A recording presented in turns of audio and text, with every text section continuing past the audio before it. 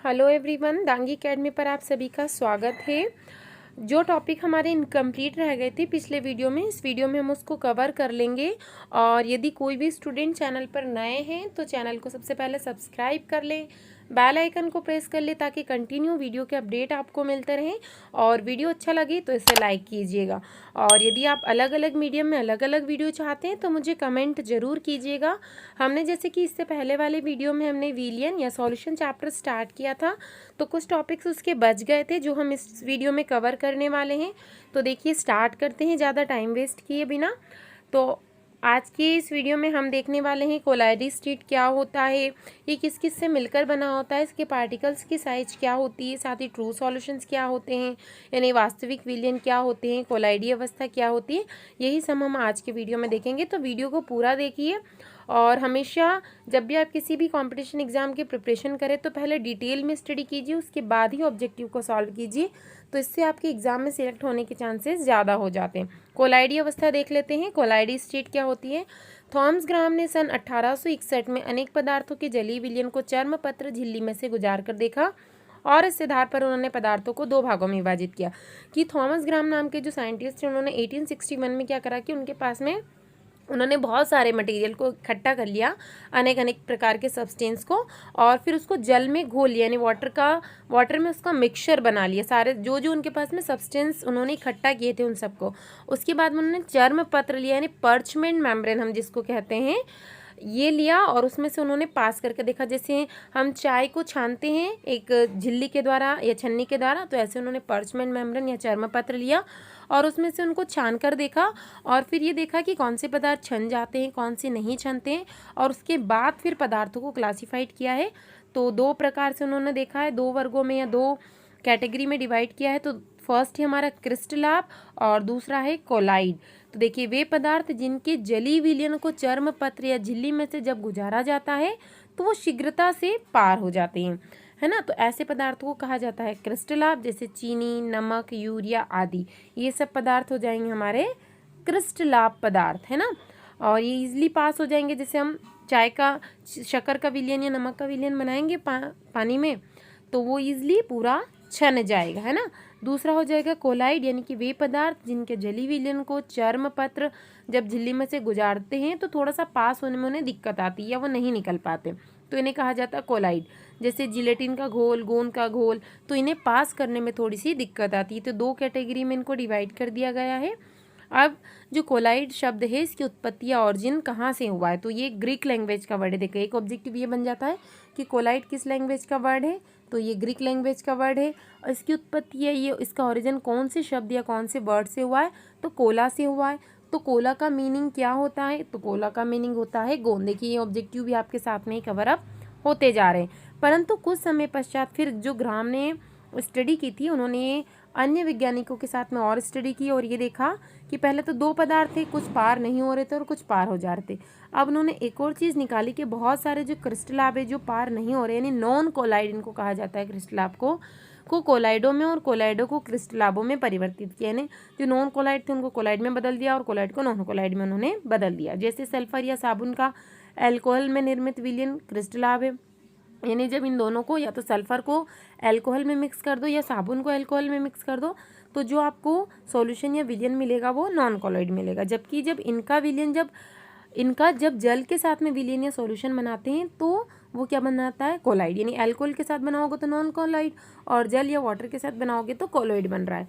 तो इसी प्रकार अब फिर नमक का भी उन्होंने देखा कि यदि इसका जो वाटर के साथ बनाएंगे तो नॉन कोलॉइड बनेगा, यानी क्रिस्टलाप बन जाएगा, और बेंजीन में यदि नमक को घोल देंगे तो वो कोलॉइड के जैसा व्यवहार आपका दर्शाएगा। तो उन्होंने देखा कि अलग अलग परिस्थितियों में पदार्थ को अलग अलग तरीके से हम उपयोग में ला सकते हैं, यानी कंडीशन के अकॉर्डिंग इनका यूज़ हम कर सकते हैं। तो फिर नई डेफिनेशन उन्होंने दी, आधुनिक अवधारणा आई। इसके अनुसार क्या बताया उन्होंने कि जो कोलाइडी अवस्था है वो अवस्था होती है जिसमें पदार्थों के कण उनके आकार या साइज पर निर्भर करते हैं। कोलाइडी अवस्था को उन्होंने ये बता दिया कि पदार्थों के जो कण होते हैं उनकी साइज पर डिपेंड करते हैं। कोलाइड स्टेट क्या हो गई, जिन पे वो साइज पे डिपेंड कर रहे। तो किसी विलय को यदि विलायक में घोलने पर प्राप्त विलयनों को कणों के आधार पर, अब पहले दो भागों में विभाजित किया था, अब उन्होंने तीन भागों में विभाजित कर दिया है। यानी जब किसी भी सॉल्यूट को सॉल्वेंट में डिसॉल्व करेंगे तो जो सॉल्यूशन प्रिपेयर हो रहा है उसके जो पार्टिकल की साइज है उसको इस बेसिस पर, ऑन द साइज के बेसिस पर उन्होंने 3 पार्ट्स में डिवाइड किया है। तो विलियन या वास्तविक सॉल्यूशन यानी कि सॉल्यूशन, या फिर इसे ट्रू सॉल्यूशन कहा जाता है निलंबन, यानी कि आपका हो जाएगा सस्पेंशन, और ये हो जाएगा आपका कोलाइड सॉल्यूशन। तो तीनों को अब हम अलग अलग देखेंगे। दो तो हम पढ़ चुके हैं, विलियन या वास्तविक विलियन हमने पहले ही देख चुके हैं, पहले के वीडियो लेक्चर में आपको मैं बता चुकी हूँ क्या होता है। अब इस चैप्टर में हम निलंबन और कोलाइड ही पढ़ेंगे, यानी सस्पेंशन और कोलाइड हम पढ़ने वाले। निलंबन या सस्पेंशन किसे कहा जाता है? सस्पेंशन इंग्लिश में कहा जाता है। हिंदी मीडियम वाले भी इसका नाम याद रखें क्योंकि कभी कभी हिंदी में लिखकर इसको दे दिया जाता है। यह एक विषमांगी मिश्रण यानी इट इज़ अ हीट्रोजीनियस मिक्सचर। तो आपको मालूम होना चाहिए कि हीट्रोजीनियस यानी विषमांगी और समांगी क्या होता है। इसमें परिक्षेपित कणों का आकार 10 की घात -3 सेंटीमीटर और 10 की घात -4 सेंटीमीटर या इससे अधिक होता है, यानी -3 से छोटा नहीं होगा। इन्हें नग्न आंखों अथवा सूक्ष्मदर्शी से देखा जा सकता है। यह अस्थायी होते हैं, जैसे नदी का गंदा जल, मृदा का जल, वायु में धुआं, पैंट आदि। तो ये क्या बता रहा है कि ये ऐसी चीज़ें हैं जिन्हें आप खुली आंखों से भी देख सकते हैं, नॉर्मल सूक्ष्मदर्शी से भी देख सकते हैं। जिससे आपको धुएं के कण दिखाई देंगे, एकदम जो डस्ट के कण दिखाई दे रहे हैं। उसके बाद मिट्टी जब पानी में घुली हुई होती तो जो चीज़ आंखों से दिखाई देगी वो सब सस्पेंशन या निलंबन कहलाएंगे। तो ऑब्जेक्टिव पूछा जा सकता है कि निलंबन किस प्रकार का मिश्रण है, which type of mixture, suspension is a which type of mixture. तो ये हीट्रोजीनियस मिक्सचर या एक विषमांगी मिश्रण, इसका आकार 10 की घात -3 से 10 की घात -4 सेंटीमीटर या इससे भी बड़ा। क्या इन्हें खुली आंखों से देखा जा सकता है? It can be visible by naked eyes. तो yes, it can be visible by naked eyes, ये नग्न आंखों से अथवा सूक्ष्मदर्शी से भी आप इन्हें देख सकते हैं। एग्जाम्पल आपको ध्यान रखना है। अब है आपका कोलाइडी विलियन या कोलाइडी सॉल्यूशन। तो ये भी हीट्रोजीनियस है, तो दोनों ध्यान रखिए, हीट्रोजीनियस है आपके या विषमांगी मिश्रण होते हैं। इसमें परिक्षेपित कणों का आकार 10 की घात -5 सेंटीमीटर से 10 सेंटीमीटर, उसका क्या था 3 से 4, इसका 5 से 7। अब मैंने जैसे ये टर्म आपको नहीं बताई है, इसको कहा जाता है आपका डिस्पर्स्ड पार्टिकल, जो उसमें फैल रहे हैं या घुल रहे हैं उन्हें कहा जाएगा। तो परिक्षेपित कण यानी जिस विलय को कहा जाता है, और परिक्षेपित माध्यम भी होता है, इसको विलायक को कहा जाता है। तो इसको आप नग्न आंखों से नहीं देख सकते, यानी नेकेड आई से आप इनको नहीं देख सकते, इनको सिर्फ माइक्रोस्कोप से देखा जा सकता है, जैसे गोंद, रक्त, शाही आदि। तो यहाँ पे ये हमें पूरे एक जैसे दिखाई देते हैं, लेकिन माइक्रोस्कोप से देखोगे तो आपको कण अलग अलग आसानी से दिखाई देंगे। इसको हम चार्ट से समझ लेते हैं थोड़ा सा। देखिए चार्ट आपको दिखाई दे रहा होगा। तो यहाँ पर गुण दे दिए हैं, ये सस्पेंशन या निलंबन है, कोलाइडी विलियन है, और ये वास्तविक विलियन है, ट्रू सॉल्यूशन है आपका। तीनों में डिफरेंस देख लेते हैं, इनका नेचर क्या होगा। तो निलंबन और कोलाइडी विलियन विषमांगी होंगे, जबकि वास्तविक विलियन समांगी होता है। समांगी यानी कि होमोजीनियस, हिट्रोजीनियस, हिट्रोजीनियस। ये इनका साइज़ दिया है। साइज़ तो हिंदी और इंग्लिश मीडियम दोनों को कोई दिक्कत नहीं होगी, आप याद रखना है। ये 1 नैनोमीटर से छोटे होते हैं, आपको दिखाई नहीं देते, और ये 100 नैनोमीटर से भी बड़े होते हैं। और ये जो है इनके बीच की कंडीशन है 1 से 100 नैनोमीटर। सेंटीमीटर में भी आप याद रखिएगा।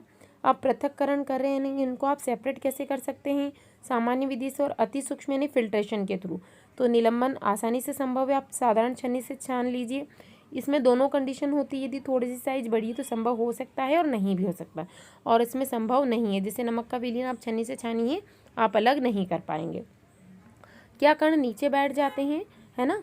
तो यहाँ पर क्या होगा कि जो सस्पेंशन होता है, जैसे चौक का सॉल्यूशन में चौक नीचे बैठ जाता है, इसमें अपकेंद्रण के कारण जो विधि होती है उसके थ्रू ये आराम से, इसमें भी थोड़ा सा, जैसे आपने देखा होगा किसी लैब में प्रैक्टिकल किया होगा, अपकेंद्रण विधि के द्वारा इसमें क्या होगा कि टेस्ट ट्यूब को घुमाया जाएगा, तो उसमें जो पार्टिकल्स है उसमें एक ग्रेविटेशनल फोर्स अप्लाई किया जाएगा, तो थोड़े बहुत नीचे बैठ जाते हैं, जिनकी साइज़ थोड़ी सी बड़ी होती है ना।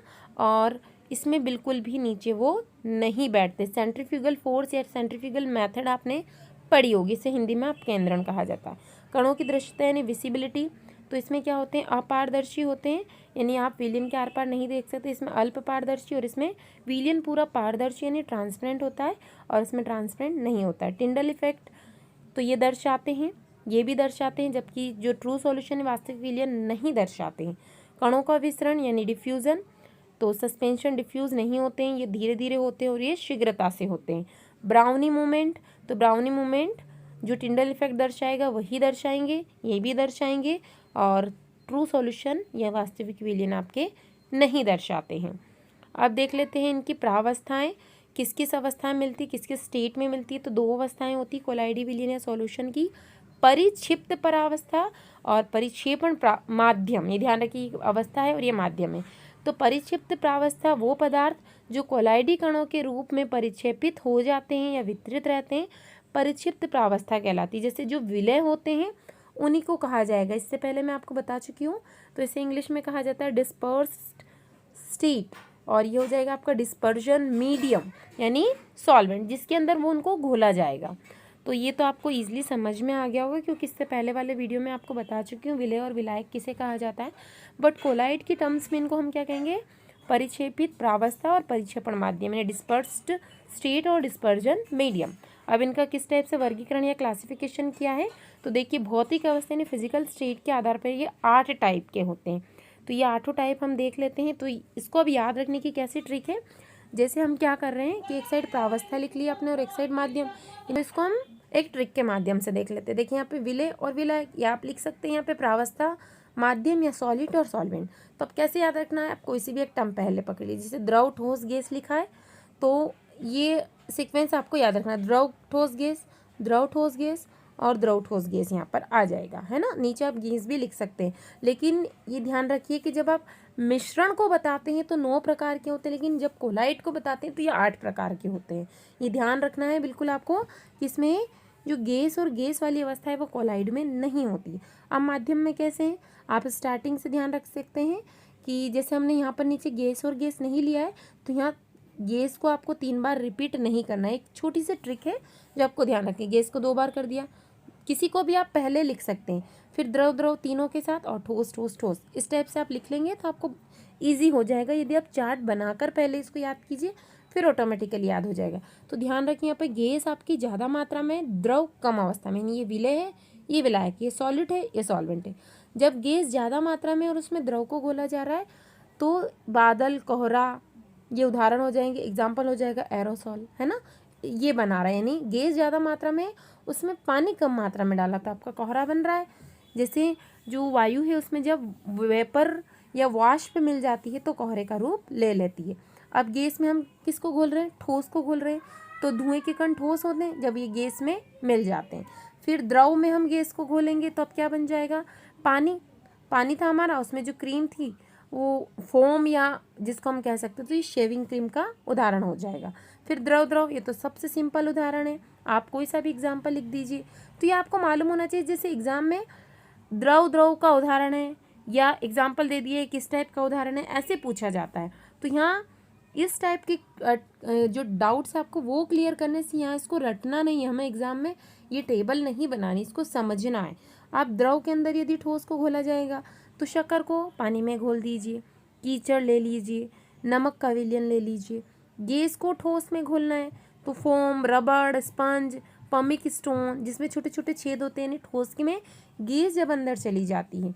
अब ठोस में द्रव को घोलना है तो ज़्यादा मात्रा में ठोस और कम मात्रा में द्रव, तो मक्खन उसका सबसे बढ़िया उदाहरण है, इसमें थोड़ा बहुत हमारा पानी चला जाता है। या पनीर पूरा ठोस है, छोटी मोटी बूंदें उसमें पानी की रह जाती है। जेली ठोस और ठोस का उदाहरण तो कोई भी रंगीन पत्थर मान लीजिए, दूध या कांच मान लीजिए। बट यहाँ ध्यान रखिए आपको गैस और गैस का उदाहरण नहीं रहना है, वो मिश्रण का उदाहरण हो जाएगा। कोलाइडी विलयनों के नाम परिक्षेपण प्रावस्था के नाम पर आधारित होते हैं। जैसे यदि परिक्षेपण माध्यम जल, अल्कोहल, बेंजीन या वायु हो तो कोलाइडी विलयन हाइड्रोसॉल, एल्कोसॉल, बेंजोसॉल या एरोसॉल होते हैं। मतलब वो क्या बता रहा है कि यदि माध्यम यानी कि आपने सॉल्वेंट जो लिया है, डिस्पर्जन मीडियम जो लिया है, वहाँ पे आपने क्या ले लिया है, तो जल में घोल रहे हो उसको, अल्कोहल में घोल रहे हो या बेंजीन में घोल रहे हो, वायु में घोल रहे हो, तो जो कोलाइडी विलयन बनेगा, लास्ट में भी हमने देखा एरोसॉल बन रहा है, तो सभी में आप क्या लगाओगे, सॉल सॉल सॉल लगा दोगे। तो समझ जाइए, हाइड्रोसॉल लगाया तो पानी में घोला, एल्कोसॉल लगाया तो अल्कोहल में घोला है, बेंजोसॉल लगाया तो बेंजीन में घोला है, और एरोसॉल अगर कहीं पे लिखा है तो ध्यान रखिए वो चीज़ एयर में घोलकर बनाई गई, यानी वायु के अंदर।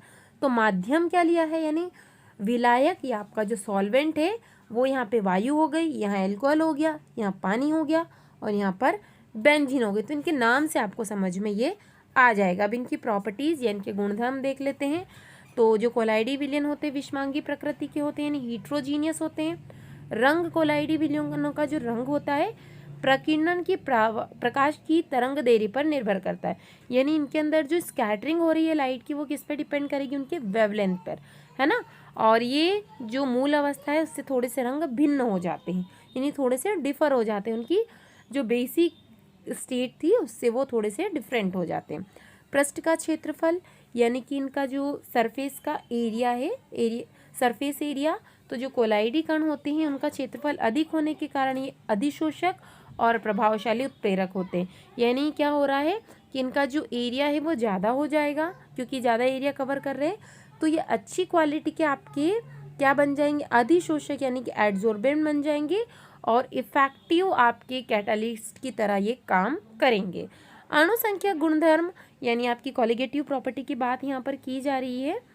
तो विलयन के अणुसंख्या गुण अणुओं की संख्या पर निर्भर करते हैं कि कितने ज़्यादा उनके अंदर मॉलिक्यूल्स है, इसी पर वो डिपेंड करेंगे। यदि कोई भी जो कोलाइडी विलयन है उसमें कणों की संख्या वास्तविक विलयन की अपेक्षा कम है, जैसे परासरण दाब, क्वथनांक में उन्नयन आदि का मान इसमें बहुत कम हो जाएगा। यानी कि क्या हो रहा है कि आपने 1 लीटर विलयन लिया है, वास्तविक विलयन है ट्रू सॉल्यूशन, और 1 लीटर विलयन लिया है कोलाइडी विलयन।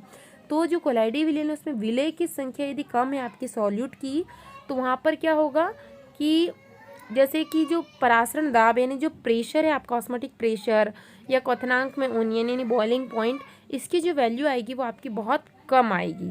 ब्राउनी मूवमेंट, तो रॉबर्ट ब्राउन ने 1827 में कोलाइडी कणों की जो जिगजेग मूवमेंट हो रहा था यानी अनियमित गति हो रही थी उसको बताया था। तो ये क्वेश्चन पूछा जा चुका है अभी के एग्जाम में कि ब्राउनी गति का किस टाइप की होती है, तो ध्यान रखना निरंतर और अनियमित, है ना। या किन कणों में पाई जाती है, तो कोलाइडी कणों में पाई जाती है। किस सन में खोज की थी, तो 1827 में खोज की थी, है ना। और ये क्यों उत्पन्न होती, तो ध्यान रखिए ये असमान संघात या कॉलिजन, तो कॉलिजन का मीनिंग होता है टक्कर के कारण। जैसे एक कमरे में आपने बहुत सारी बॉल भर दी हैं, या रबर के ट्यूब में जैसे बच्चे जिस पे जंपिंग बैड होता है जिस पे कूदते हैं, तो उस टाइप का आप कमरा रख लीजिए। तो उसमें आपने बॉल भर दी है और उनका आपस में वो टकरा रही है एक बॉक्स में, तो जब स्प्रिंग जैसी वो बॉल रहेंगी कि इधर से टकराई इधर गई, फिर इस दीवार से टकराई फिर इधर गई, तो जितनी ज़्यादा टकराहट होगी उतना ही ज़्यादा उनका मूवमेंट या गति होगी। तो ये एक टाइप की ब्राउनी गति का ही उदाहरण है। तो देखिए दिखाई दे रहा होगा, तो ये कण कभी रैंडमली मूवमेंट हो रही है इनके अंदर, है ना, अनियमित गति और निरंतर गति हो रही है। टिंडल प्रभाव अलग होता है, दोनों को एक समझने की गलती मत कीजिए। वो 1827 में खोज की थी, ये 1859 1869 में इसका जब वो एक प्रयोग कर रहे थे तो उन्होंने देखा कि अंधेरे कमरे में प्रकाश के एक प्रबल पुंज को रखा उन्होंने और कोलाइडी विलयन में से गुजारा, तो उन्होंने ये देखा कि ये जो पुंज था वो प्रकाशित होने लगा, अचानक से चमकने लगा, और जो कोलाइडी कण थे वो अपने बड़े आकार के कारण प्रकाश में प्रकीर्णन कर रहे थे। तो इस घटना को उन्होंने कह दिया टिंडल प्रभाव, और इसी के कारण आकाश नीला दिखाई देता है। ये बिल्कुल ध्यान रखिए, किस प्रभाव के कारण आकाश नीला दिखाई देता है, टिंडल प्रभाव के कारण। टिंडल प्रभाव के कारण आकाश का रंग कैसा दिखाई देता है, नीला दिखाई देता है। बिल्कुल रट लीजिएगा इस लाइन को। देखिए जब क्या हुआ था कि टिंडल 1869 में एक कोई और एक्सपेरिमेंट कर रहे थे, बट वो कोलाइडी सॉल्यूशन के साथ ही कर रहे थे, तो उन्होंने क्या देखा कि जब उन्होंने एक बीम ऑफ लाइट लिया और कोलाइडी सॉल्यूशन के पास भरा था और इसमें से उन्होंने पास करा, तो उन्होंने क्या देखा कि बीच में जो सॉल्यूशन था वो बिल्कुल अचानक से चमकने लगा, और जो पार्टिकल्स थे कोलाइड के वो क्योंकि उनका थोड़ा सा साइज ट्रू सॉल्यूशन के कंपैरिजन में बड़ा होता है, तो वो क्या हो इसकी वजह से क्या करने लगा, लाइट को स्कैटरिंग करने लगे, है ना, लाइट की स्कैटरिंग होने लग गई यहाँ पर। तो उन्होंने इसी एक्सीडेंट या इसी इंसिडेंट को क्या बता दिया कि ये टिंडल इफेक्ट है, और इसी के कारण क्या हो रहा है कि जो हमारा आसमान है हमारा वो कैसा दिखाई देता है, हमें ब्लू कलर का दिखाई देता है ड्यू टू टिंडल इफेक्ट। विद्युत कण संचलन यानी कि ये इलेक्ट्रिक इफेक्ट बता रहा है पार्टिकल्स का। तो इसमें जो कोलाइडी कण होते हैं क्योंकि वो चार्ज्ड होते हैं, आवेशित होते हैं, ध्यान रखिए आप, तो विद्युत क्षेत्र में जब इन्हें रखा जाता है तो ये विपरीत इलेक्ट्रोड की ओर गमन करने लगते हैं। जैसे ही आप किसी कोलाइडी सॉल्यूशन को आप किसी भी इलेक्ट्रिक एरिया में रखेंगे, विद्युत इसमें रखेंगे, तो क्योंकि इनमें चार्ज होता है, ये आवेशित होते हैं, तो जिस साइड में आपको नेगेटिव चार्ज उन्हें मिलेगा तो सारे पॉजिटिव वाले या ना धनात्मक आवेश वाले कण इधर चले जाएंगे, और इधर मान लीजिए यदि धन आवेश है तो ऋणात्मक आवेश वाले इधर चले जाएंगे, क्योंकि जो अट्रैक्शन है, आकर्षण है, वो विपरीत आवेश वाले कणों के बीच में ही होगा। तो धन वाले माइनस की ओर चले जाएंगे और माइनस वाले धन की ओर चले जाएंगे। पॉजिटिव नेगेटिव की ओर अट्रैक्ट होगा और नेगेटिव पॉजिटिव की ओर अट्रैक्ट होगा। तो ध्यान रखिए, जो कोलाइडी कण है वो कैथोड की ओर जा रहे हैं, तो इसे धन कण संचलन कहेंगे, क्योंकि जो कैथोड है हमारा, ये ध्यान रखिए, इसमें बहुत स्टूडेंट कंफ्यूज होता है, क्योंकि बुक में क्या है, कैथोड लिखा है, वहाँ प्लस चार्ज बना है, तो बोलेंगे कैथोड पॉजिटिव होता है, बट ऐसा नहीं होता है। ध्यान रखिए, कैथोड नेगेटिव होता है और पॉजिटिव चार्ज इसकी ओर अट्रैक्ट होकर जा रहा है, इसलिए वहाँ पर पॉजिटिव चार्ज को बहुत बार बना दिया जाता है। और एनोड जो होता है वो आपका कैसा होता है, पॉजिटिव चार्ज होता है उसके पास में, और सारे नेगेटिव उसकी ओर अट्रैक्ट होकर चले जाते हैं। तो जहाँ एनोड की ओर जाएंगे तो ऋण कण संचलन, और धन की ओर जाएंगे तो धन कण संचलन, यानी इसको कहा जाएगा कैटाफोरोसिस और इसे कहा जाएगा एनाफोरोसिस, स्कंदन या अवक्षेपण। तो जब किसी कोलाइडी विलयन में विपरीत आवेश वाला विद्युत अपघट अल्प मात्रा में मिलाया जाता है तो विलयन के कण उदासीन हो जाते हैं, यानी कोई आपने एक ऐसा विद्युत अपघट या इलेक्ट्रोलाइट उसके अंदर मिला दिया है जिससे वो न्यूट्रलाइज्ड हो गए हैं, तो इस प्रोसेस को हमने क्या कह दिया है, स्कंदन कह दिया है ना, या अवक्षेपण हमने इसे कह दिया है। तो ये न्यूट्रलाइज करने के लिए यूज़ किया जाता है आपका धन आवेशित सॉल्व।